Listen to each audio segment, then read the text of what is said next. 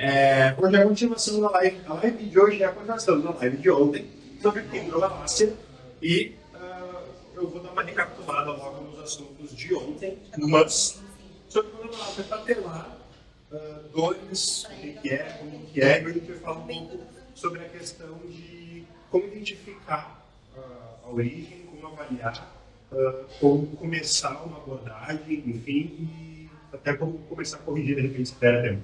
Tá bom? Meu nome é Matheus Morgado, sou professor de educação física do QRS, sou ex-atleta, pesquisei em movimento, principalmente parte de alimentação e performance esportiva, então cinesiologia, biomecânica, as pós-graduações, entre outras, eu estou bastante nessa parte. Sou professor, palestrante, tenho uma academia aqui em Pinheiros, em São Paulo. Está montada a academia hoje, tem equipe de 40, tem mais 3, está faltando um hoje, né? Mais 3 pessoas ajudando no meio. Exatamente. Então, uns espaços aqui para dar os cursos, fazer as lives e a equipe atende os alunos em geral, até os atletas aqui também. Então, hoje eu só aqui. Por que você está fazendo essas lives? Conta para mim. Eu estou fazendo essas lives. Eu sempre esqueço. Obrigado. Eu tenho um ponto, não dá, não, eu esqueço de me lembrar.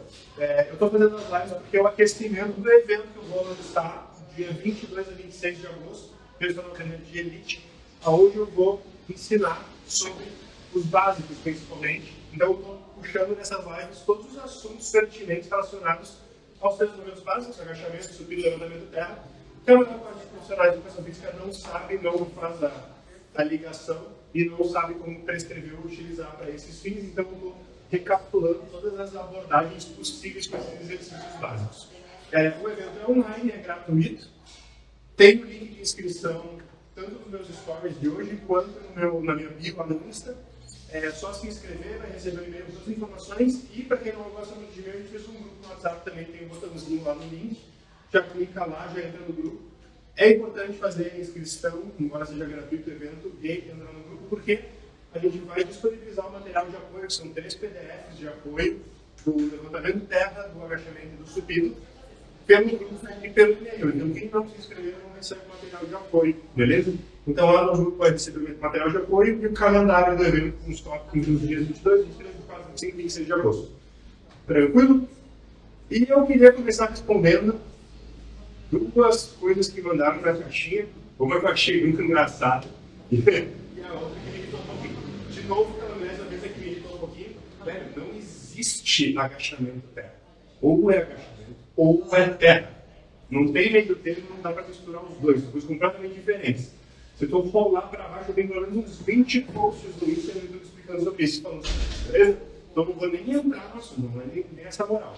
Segundo, se eu sou uma criança, eu tenho uma bermuda da Pixar, porque eu gosto. Beleza? Achei bem engraçado isso que eu vou pra bermuda da Pixar. Vamos lá então. Ontem, na live, a gente deu uma abordada, então, nos principais aspectos relacionados à condromalácia, dor e treinamento físico.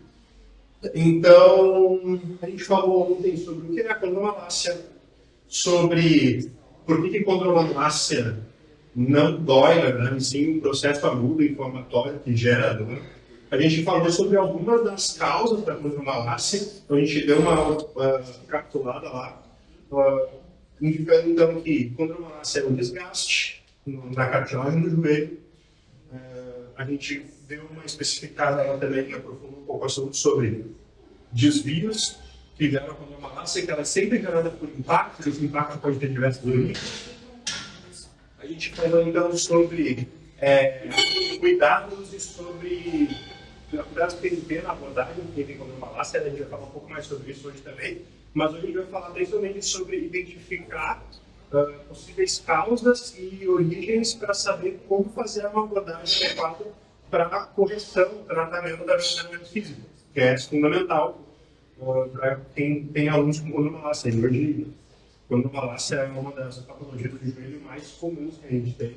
Então, é bem comum a gente atender alguém ou ter algum aluno que tem condromalácia e a maior parte da galera não sabe como abordar isso e prescrever treino de forma adequada para essa população que tem condromalácia, que hoje é extremamente comum, tem muito mesmo em todos os lugares, principalmente atleta mais mulheres, mas grande quantidade de homens também no nosso papel.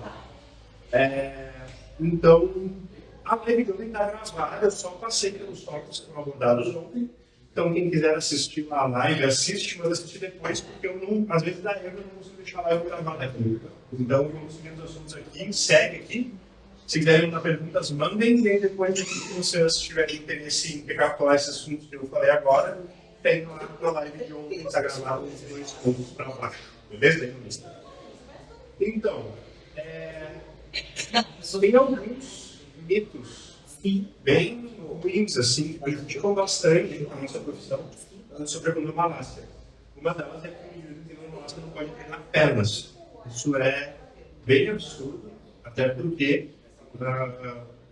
boa parte da dor relacionada à condromalácia é por instabilidade ou movimento inadequado de disfunção no movimento relacionado ao movimento em geral. E a gente só consegue consertar isso com o treinamento físico, prescrito de forma adequada, com exercícios adequados, com uma abordagem adequada. E a gente vai adentrar bastante nesse tema hoje, por quê? Porque para tu conseguir fazer uma abordagem adequada, um treinamento adequado, uma prescrição adequada dentro das necessidades de um indivíduo que tem uma condromalácia, que pode ter, essa patologia pode ter diversas origens, diversas causas, embora sempre esteja impacto, esse impacto pode se dar por N motivos.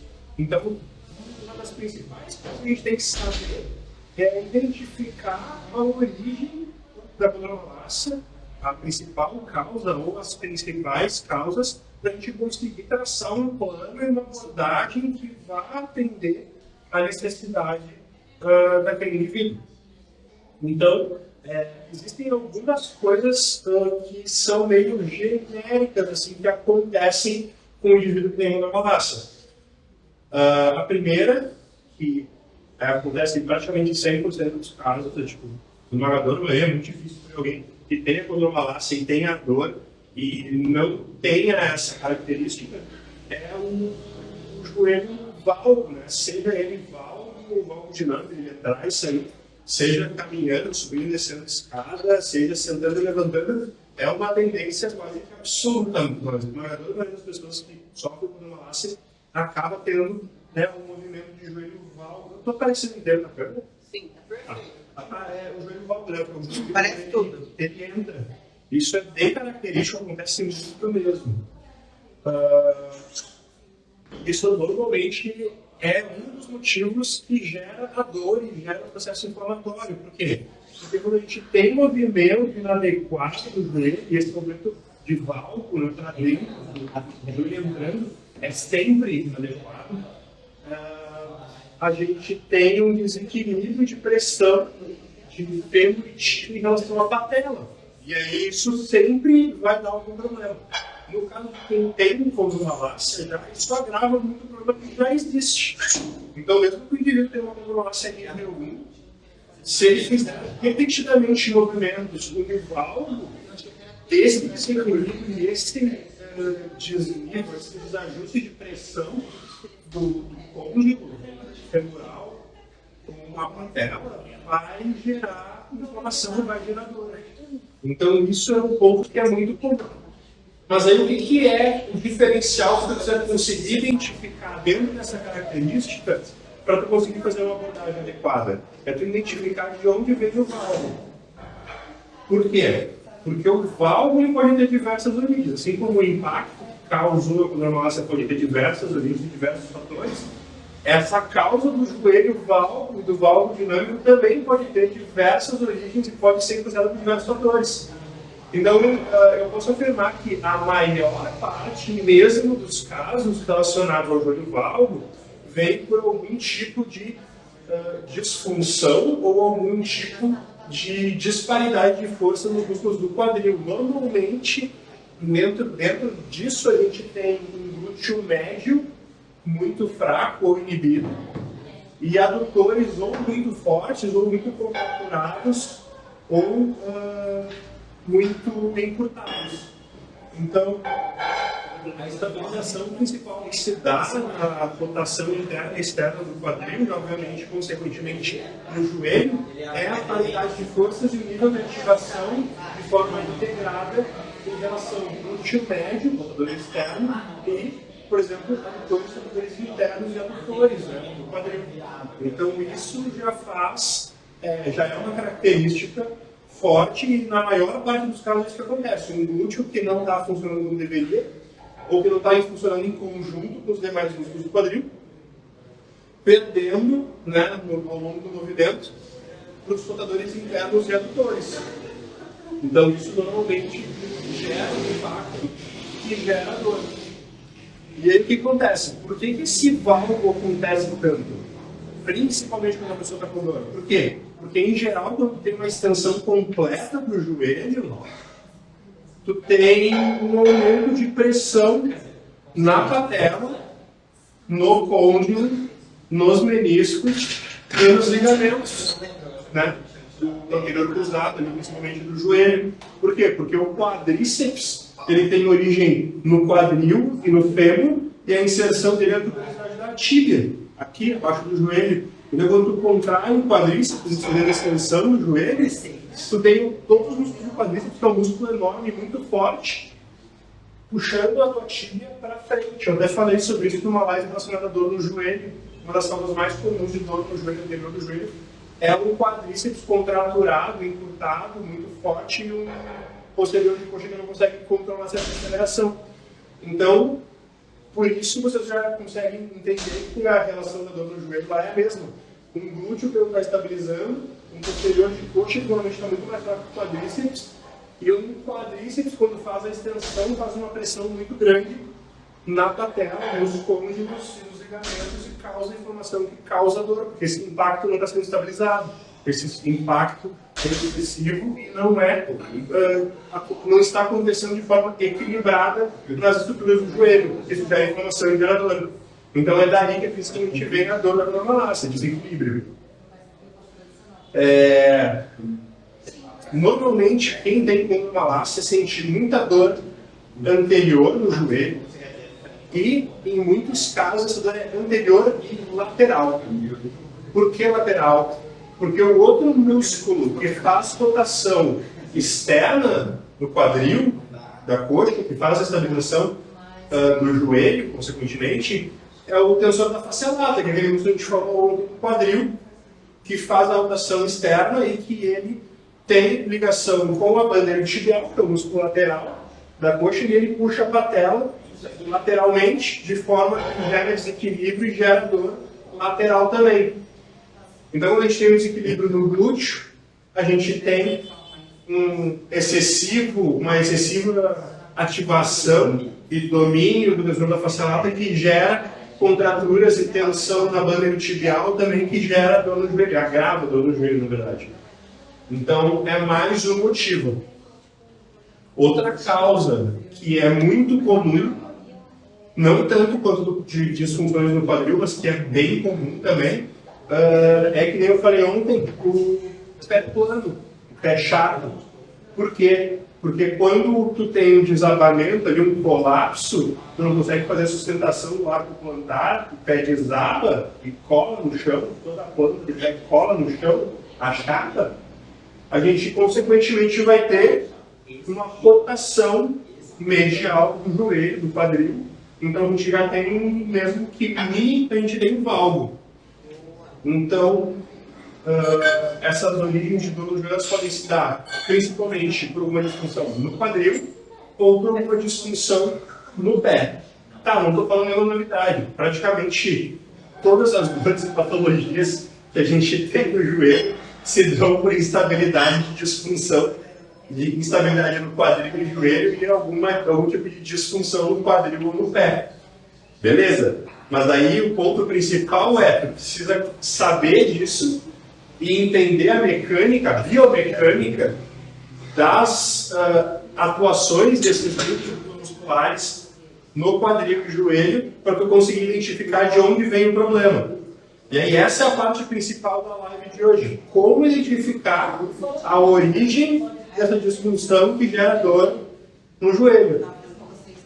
Então, a gente precisa identificar isso o mais breve possível para conseguir traçar uma estratégia de tratamento que vá resolver o problema e não deixar que a granuloma se agrave e conseguir estabilizar isso por tempo suficiente para que a inflamação passe e essa dor deixe de acontecer. Então, o processo de identificação ele se dá de duas maneiras principais, ou pela leitura do movimento, a leitura pela compreensão do padrão de movimento que a gente deseja, né? Então, a gente consegue identificar o que é desejável no padrão de movimento, quadril, joelho, tornozelo, o que não é, e identificar aonde está a fuga desse padrão. Então, a gente tem que conseguir identificar se a fuga do padrão de movimento está pelo quadril ou pelo pé, pelo tornozelo. Como que a gente vai fazer isso? Tem várias formas, tá? Mas a mais fácil é pedir para a pessoa ficar no pé só. Por quê? Quando a pessoa está em pé, às vezes ela está em pé e ela está normal, ou aparentemente normal. Mas quando ela fica num pé só, a gente vai ter uma sobrecarga enorme em um único lado, em todas as musculaturas estabilizadoras. E a gente necessariamente vai ter alguma fuga do padrão. E aí, por essa fuga do padrão, a gente vai conseguir identificar onde está o problema, porque o problema vai aparecer no local onde está a disfunção. Então, por exemplo, beleza, a pessoa tem condylácia. Cara, muitas vezes, só da pessoa chegar caminhando, eu olho para ela e eu já sei que ela está no do joelho. Por quê? Porque ela caminha e o joelho já entra. E aí, a gente consegue identificar se quando ela caminha, o joelho entra por quê?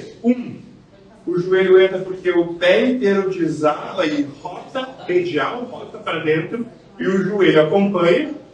Ou dois, o pé está firme e estável, ele pisa no chão de forma adequada, e o joelho entra e o quadril vai para o lado. Por quê? Porque é glúteo médio que faz esse movimento de estabilização, anti-inclinação lateral do quadril do tronco. Então, quando a pessoa pisa e o pé achata e gira inteiro o tornozelo, consegue ver a diferença? Mano, dá uma olhada aqui na câmera pra mim. Tá ok, tá ótimo. Dá pra ver. Tá pegando em... E dá pra ver o meu pé entrando no tornozelo. Tem... Pega nesse quadrado até. Tá, eu sei que pega, eu quero saber se dá pra ver o tornozelo. Dá. Dá pra ver o tornozelo entrando aqui, alinhado. Vira um pouquinho. Vira um pouquinho pra onde? É. Vira. Quer mostrar o tornozelo? Isso. Aqui? É. Então, quando o tornozelo tu pisa e ele está alinhado, o problema normalmente é no quadril. Quando tu pisa e o pé achata e o tornozelo entra, fazendo isso, o problema está no pé e no tornozelo, não no quadril. Quando o pé não faz esse movimento de achatar, a pessoa pisa quando ela tirar o outro pé do chão para fazer a fase aérea da marcha, o que acontece? O quadril inteiro desloca a lateral, faz isso. Então é muito fácil de perceber isso. O que acontece? Às vezes a pessoa caminhando, esse movimento é mínimo, mas quando ela fica num pé só, ela cai. Ela não consegue ficar num pé só. Se ela conseguir ficar num pé só, ela vai fazer um puta exercício para se equilibrar. Então, por exemplo, quando o problema é lá no pé, e a pessoa vai ficar em pé, o quadril não vai mexer. O pé vai virar e a pessoa inteira vai desabar para lá. Ela vai fazer isso aqui para se equilibrar. Isso aqui vai acontecer. Ela tira um pé do chão, o outro achata e ela faz isso. E aí ela joga os braços para lá e o tronco para lá para equilibrar. Ou seja, se o pé achata e o quadril vai para o lado contra a base, o problema está no pé. Então, pisou e fez isso aqui para se equilibrar, o problema está no pé. Se ela pisou e o quadril dela é jogado para a lateral do pé de apoio, vai lá para o lado, o pé não mexeu, mas o quadril fez isso para se equilibrar, o problema está no glúteo. Então, ou ela vai fazer isso aqui para se equilibrar, ou ela vai fazer isso e imediatamente ela vai perder o equilíbrio e ela vai dar um passo para o lado da perna de apoio. Então, bem fácil de ficar no pé só. A pessoa fica num pé e tu vê imediatamente se o tornozelo inteiro caiu e ela jogou o tornozelo para lá e inclinou para cá para equilibrar. Pé. Ela ficou no pé só. O quadril desviou para aquele lado e ela deu um passo para o lado da perna de apoio ou jogou o tronco inteiro para cá para buscar o equilíbrio de novo. Quadril. Glúteo médio, normalmente. Beleza? Uma vez que tu identifique isso, a gente consegue começar a traçar uma abordagem. Por quê? Um desses grupos não vai estar funcionando. Uma musculatura de planta de pé, flexões plantares, então flexões dos dedos do pé, sólio, gastrocnêmios, né, panturrilha, gêmeos, não vão estar funcionando, ou glúteo médio, músculos do quadril aqui, não vão estar funcionando. Então, qual vai ser a abordagem inicial? A abordagem inicial é resgatar a função desses músculos que não estão funcionando. Isso pode ser mais fácil ou mais difícil, dependendo da gravidade da contromalácia, de quanto tempo essa disfunção existe e de características específicas da pessoa. Por exemplo, se for uma pessoa que nem eu, que tem 1,88 de altura e 120 quilos, vai ser muito mais difícil de tu fazer a liberação e fazer as ativações daquele músculo específico a ponto de conseguir sustentar os meus 120 quilos. Por quê? Porque aquela musculatura não está funcionando, ela não está funcionando há muito tempo, então ela é completamente hipotônica, é fraca, porque ela não é usada. Outros músculos compensam. E é por isso que a pessoa tem a dor. Gera impacto pela instabilidade que gera dor. Então, o primeiro passo que a gente vai ter depois de identificar se a disfunção está na planta do pé e tornozelo, se ela está em glúteo, quadril, é conseguir fazer a abordagem para iniciar o processo de alívio da dor. Então, como é que tu faz isso? Essas musculaturas elas vão estar ou completamente inibidas, né? O planta do pé, flexões dos dedos, flexões plantares vão estar bem inibidos, ou bem hipotônicos, ou o glúteo vai estar bem inibido e bem hipotônico, um dos dois, dependendo se no pé ou no quadril.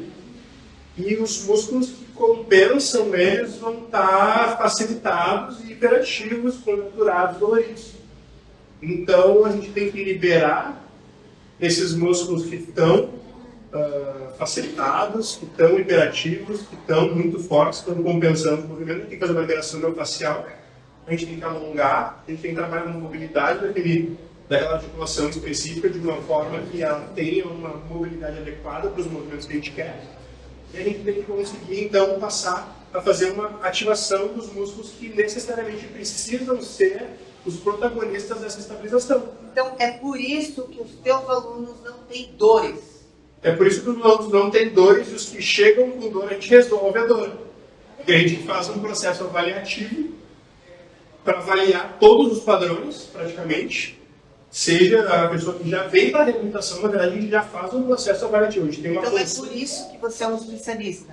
É por isso que eu digo que eu sou especialista em movimento. Porque essa análise ela não se dá só para quem tem dor. Essa análise, quando trabalha com atletas, tu consegue fazer toda essa análise para reduzir ao máximo possível o risco de lesão, porque tu já sabe o que lesiona. Tu já sabe o que dá merda no vídeo. Então o que tu faz? Tu treina para não deixar a merda acontecer. É bem lógico, na verdade. Tu sabe o que ferra o cara, então tu vai lá e tu trabalha de forma adequada para aquela porcaria não acontecer, para não se machucar. Isso vale para todos os públicos, na verdade. Quando a gente fala em atleta, a gente dá uma ênfase muito grande na redução de risco de lesão. Por quê? Porque o atleta está treinando para o trabalho dele. Se ele para de treinar, se ele se machuca, ferrou, né? Tu perde o atleta passa fome, o atleta fica parado, o atleta faz cirurgia, o atleta leva séculos para voltar e te ferra, o atleta se ferra, todo mundo está perdendo. Quando a gente está falando em populações mais normais, que visam emagrecimento, que visam hipertrofia, que visam um treinamento mais estético, pura e simples saúde, a gente não tem um nível de atenção tão absurdo nisso, se o indivíduo funciona normal e não tem grandes desvios, mas a gente sempre tenta buscar um equilíbrio ao longo do trabalho para não deixar ele lesionar, porque quanto mais tempo consecutivo o aluno está treinando, mais resultado tu entrega. É acumulativo, quanto mais ele treina, mais ele tem resultado, por quanto maior o período de tempo ele está treinando, mais resultado constante ele tem. Assim, o aluno sempre está dando resultado, tu sempre está entregando resultado para o aluno, tu fica feliz com o trabalho, ele fica feliz contigo, ele continua treinando contigo e continua recebendo, basicamente. Quando a gente fala em reabilitação é um pouquinho mais complicado. Por quê? Porque a gente vai ter desvios e esses desvios têm uma causa forte. E aí a gente tem que conseguir fazer uma abordagem que entregue resultado para o aluno, não gere uma dor excessiva, porque todo mundo sabe que liberação miofascial, mobilidade e flexibilidade de indivíduos com disfunção dói. E aí, tudo bem? Como é que está, Sebastião? A gente sabe que dói, né? Não é um processo agradável, mas é necessário. Então a gente tem que fazer uma abordagem que resolva o problema sem matar o aluno de dor. E aí, como eu estava dizendo, quando os alunos eles vêm treinar aqui e o cara tem uma boa mobilidade, uma boa flexibilidade, um bom padrão de movimento, a gente vai analisando isso ao longo dos treinos. Ao longo do aquecimento, a gente vai vendo como ele se movimenta, como é que ele sobe e desce a escada, como é que ele caminha, como é que ele senta e levanta. Durante os próprios aplicativos, os movimentos do treino, a gente identifica que ele tem um bom padrão de movimento. Legal. Então o segredo está nos detalhes. O segredo está sempre nos detalhes. São os detalhes que entregam o que você precisa fazer para dar o melhor resultado possível. E todo detalhe conta. E o legal é que eu mais gosto dos movimentos básicos, agachamento, terra, supino, remada, puxada, é que todo movimento, em cada articulação, em cada contração muscular, tem um detalhe. Cada fase da preparação para o movimento tem um detalhe. E esses detalhes reduzem o risco de lesão, esses detalhes entregam o maior resultado possível e esses detalhes impedem que o teu aluno lesione. Então, assim, os profissionais não passam isso nas academias. Então, uma das perguntas que a gente recebeu, ela está me fazendo as perguntas que vieram, que foram anotadas, tá? Então, assim, por que os profissionais em geral não passam todos esses detalhes, por exemplo, caso da condromalácia na academia? Porque a gente não tem isso na faculdade. Então, se tu, por exemplo, a maior parte dos cursos de educação física hoje, na verdade, eles têm uma disciplina teórica de treinamento. Então, assim, cara, eu fiz PUC, RS, que é o melhor curso de educação física do Brasil. E eu nunca fui acompanhado pelos professores até um ambiente de treinamento, no curso inteiro. Ah, mas tu tinha acesso à academia. Eu tinha acesso à academia, não ao professor. Então, beleza, eu era obrigado a treinar na academia. Eu ia treinar na academia, mas eu era obrigado a treinar na academia da PUC. Mas eu não tinha o meu professor de biomecânica, meu professor de performance esportiva, meu professor de musculação, meu professor de periodização do meu lado mostrando o que eu tinha que fazer e o que estava certo e o que estava errado. Então, assim, a maior parte dos profissionais de educação física não tem esse treinamento. Que nem eu falei ontem na chamada para a live, isso que eu estou fazendo para vocês, eu fiz cursos de cinesiologia, pós-graduação em cinesiologia, biomecânica, biocinética, biocinemática. Eu fiz vários cursos, não um só, relacionados à liberação miofascial, anatomia funcional, reabilitação. Eu tenho 2 cursos de reabilitação. Eu fiz vários workshops e vários cursos que eram, na verdade, da fisioterapia para identificar esse tipo de função e disfunção. Eu fiz 2 cursos bem intensos, inclusive, que eram da medicina relacionadas a patologias articulares. Então, assim, cara, tem noção de quantos tipos de alinhamento e discopatias a gente tem? Cara, são muitos, é um curso muito intenso. Então, é um básico que Então, a gente não aprende na faculdade. Então, assim, o aluno chega na academia e ele diz, eu tenho condromalácia. E aí o professor, ele sabe o quê? Ele sabe o que ele deu no Google, ele sabe o que o médico disse para ele, o que o fisioterapeuta disse para ele. Ele não aprendeu especificamente a fazer isso. Os profissionais, poucos profissionais que sabem, são aqueles que se ferraram tanto com alunos com condromalácia que eles resolveram estudar por conta própria e aprender. Tipo eu. Então, a gente não tem esse preparo. Inclusive, uma história muito legal. Quando eu me mudei aqui para São Paulo, em 2019, eu vim sem trabalho, né? Eu morava em Porto Alegre, eu vim para ficar com a mãe e eu não tinha trabalho e eu não tinha alunos. Então, eu tinha uns 16 ou 17 alunos em Porto Alegre e desses 16 ou 17, 6 continuaram fazendo por consultoria. Eles queriam presencial e eu não tinha mais esses alunos. Então, eu tinha 6 alunos de consultoria, esse era o meu trabalho. Então, eu me mudei para São Paulo, eu tive que achar um lugar para trabalhar. Não tinha nenhuma academia para atender, não tinha uma academia para treinar, eu fui treinar na Smart Fit. Então, o que eu fiz? Eu fiz processos seletivos. Eu fiz processos seletivos em Smart Fit, Biorritmos, Bodytech, Gaviões, Barra Fit, e tem uma outra aí menorzinha que é meio popular, aqui em São Paulo também tem vários lugares que eu esqueci o nome. Então, foram 6 processos seletivos que eu fiz. Eu passei em todos eles. Eu passei em todos eles em primeiro lugar. Mas, porém, todavia, em uma dessas academias, eu já me irritei quando eu cheguei no processo seletivo e a primeira parte do processo seletivo era a dinâmica de grupo, ou seja, é mais importante tu ser amiguinho dos outros professores e baixar a cabeça pro teu coordenador do que tu ter algum conhecimento sobre treinamento. Isso me irritou pra caralho. Desculpa umas palavras, não me emociono com a palavrão. E aí, quando chegou na parte teórica, eram 10 perguntas que tinham na prova sobre treinamento físico. E quando eu comecei a ler a prova, quando eu terminei de ler a prova, eu leio a prova antes de responder as questões, eu me achei muito burro, porque eu não sabia as respostas. Das 10 perguntas, tinham 5 perguntas que eu não sabia a resposta. E aí eu disse, não pode. Tipo, eu já fiz um monte de processo seletivo, e eu já fui aprovado em 2 em primeiro lugar, não é possível que metade da prova teórica sobre treinamento físico eu não saiba responder as perguntas. Eu fiquei extremamente nervoso e ansioso, óbvio. E aí eu li 2 vezes e disse, eu sou muito burro, caralho, o que está acontecendo? Eu estudo pra caralho, como é que eu não sei isso? Eu estou atuando com um monte de atleta, tem um monte de campeão mundial, eu trabalho com reabilitação, eu sou, tipo, referência do meu trabalho e eu não sei 5 das 10 perguntas da prova. Aí eu larguei a prova, eu bebi um gole d'água, eu respirei, sem brincadeira, eu fiquei uns 5 minutos olhando por nada, e aí eu fui ler essa questão de novo. E aí eu comecei a ler meu livro e falei, isso é fácil, tal coisa. Beleza, não, eu sou um gênio. Aí eu fui lá e li essa pergunta. Beleza, tal coisa, óbvio, eu estava viajando, eu sou muito inteligente. Aí eu fui lá e li essa pergunta, não tem a resposta dessa pergunta.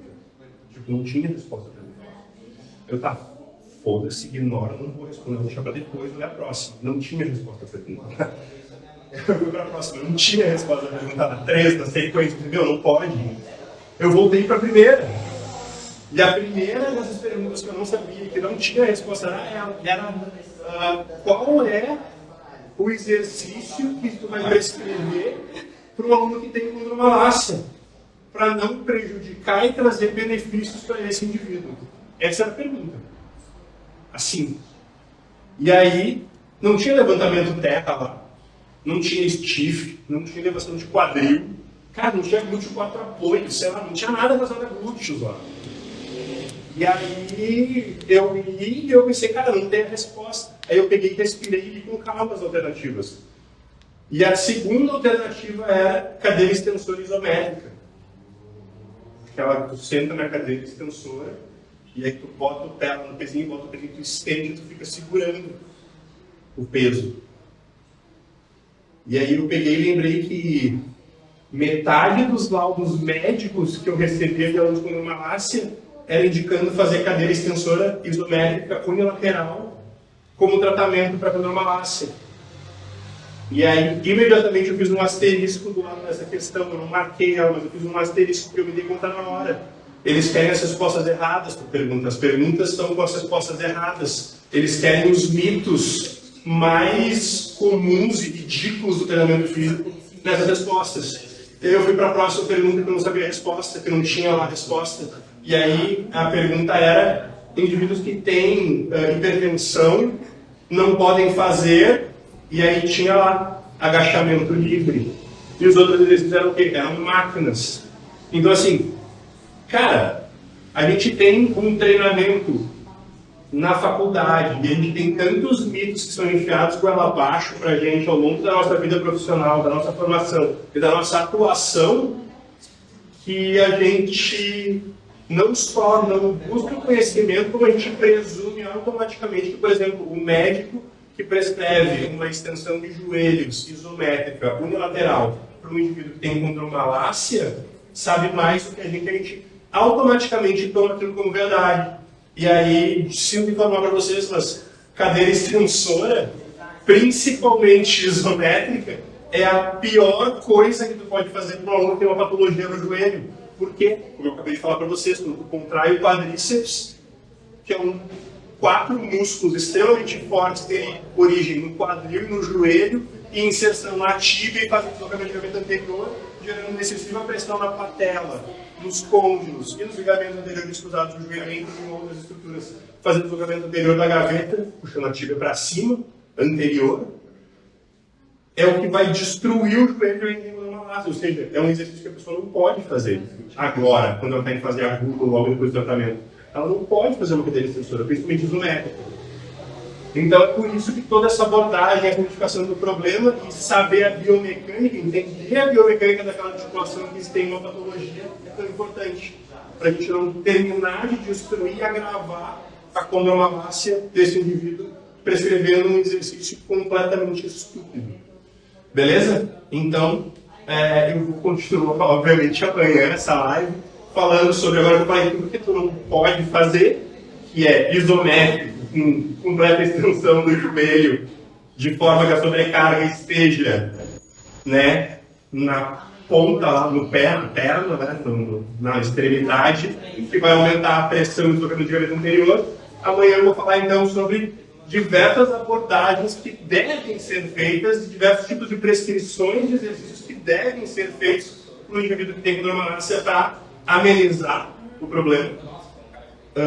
Não permitir que se agrave, não permitir que a dor continue e não permitir que ele lesione e ainda entregar um resultado forte o suficiente para que ele consiga ter uma vida e nível de atividade física normal, não ser qualquer coisa. Então, assim, ele pode agachar, ele pode realmente fazer uma cadeira extensora, mas vai fazer a aguda, logo depois da fisioterapia, ele não pode, vai destruir o joelho.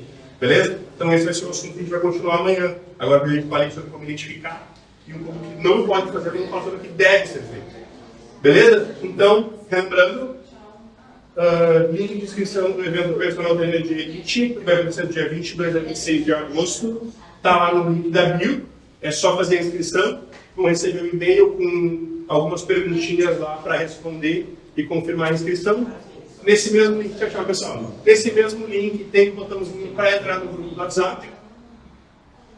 O curso, o evento desse workshop online, gratuito e online, faz a inscrição e entra no WhatsApp para receber o material de apoio em PDF. São 3 PDFs, um sobre agachamento, um sobre supino e um sobre levantamento de terra. E é o material de apoio que eu vou me basear para fazer o evento, né? Esses 4 dias aí de evento que a gente vai ter do Personal Trainer de Elite. E amanhã, de novo, live, continuando o assunto sobre como deve ser feita a abordagem, quais são os principais exercícios e grupos musculares a serem fortalecidos para quem tem condromalácia para resolver esse problema. Amanhã, às 20 horas e 30 minutos. Beleza? Muito obrigado pela participação de todos e amanhã eu começo a fazer stories às 5h30 exatamente. Valeu, pessoal. Tchau, tchau.